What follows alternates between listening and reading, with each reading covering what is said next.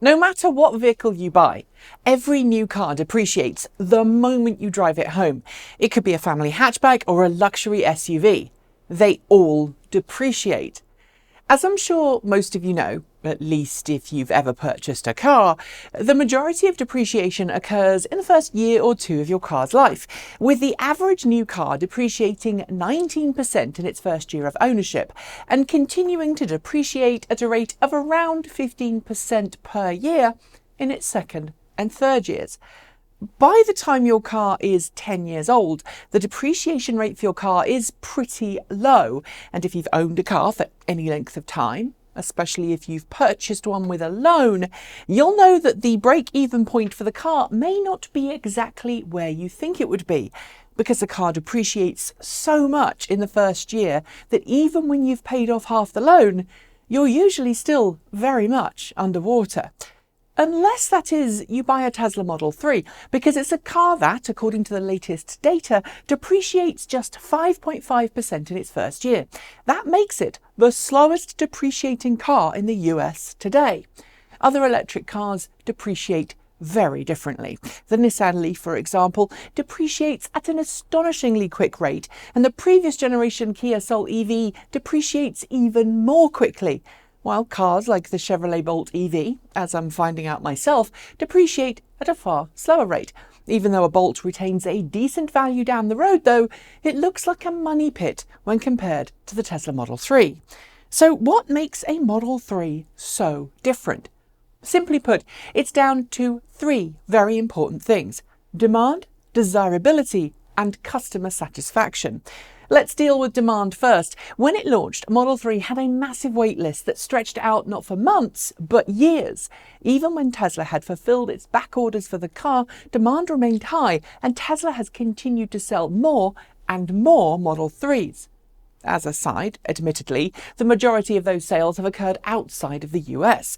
US Model 3 sales rose by just under 20,000 units from 2018 to 2019, but this still demonstrates high demand. Demand that, frankly, other automakers just can't manage right now with their electric cars.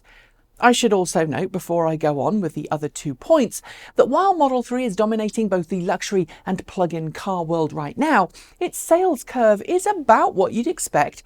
Generally, new cars experience their highest sales around their third or fourth year of production.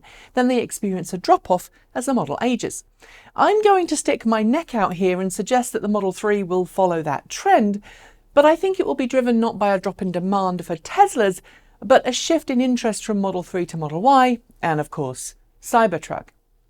I also think, for reasons I'll cover in a second, that demand will drop far more slowly than it does in the automotive industry as a whole.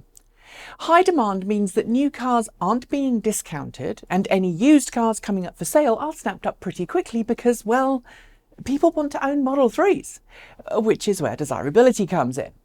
With its over-the-air software updates ensuring it's continually improved long after it leaves the factory, a proven long-life battery pack, impressive performance, and of course, Tesla's extremely reliable and now comprehensive network of supercharger stations, the Tesla Model 3 is seen by many as the pinnacle of current electric vehicle offerings. While it is not everyone's cup of tea, I'm talking design, or fits everyone's needs, some people prefer a hatchback, it's a car that has a very high desirability because of the features it offers and, to some extent, the high brand awareness that exists around Tesla. I mean, just ask most people in the street to name an electric car, and they'll say Tesla. Most other electric cars are unlikely to even get a mention. And that brand awareness, brand familiarity, breeds desirability, which of course feeds the demand. The last one in this holy trinity of factors that make Model 3 such a low depreciator is customer satisfaction. For the most part, those who buy a Model 3 keep their Model 3 because they love it. And if they do switch their car, they most likely switch it for another Tesla. Brand loyalty for Tesla is extremely high, and with so many conquest purchases, that's people coming to the brand from other automakers, converting themselves to Tesla loyal, the majority of cars that do get sold on end up being part exchanged at Tesla for other Teslas.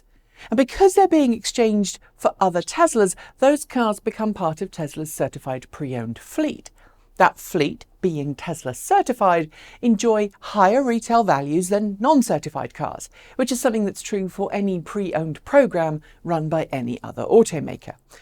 What that means, of course, is that there are very few non-certified pre-owned Teslas entering the private marketplace. So the few privately sold Model 3s that are on sale can be advertised at a very high price. And thus, the cycle is complete. Demand remains high for new cars, desirability for Model 3 remains high because it's a Tesla, and thus that fuels demand even more.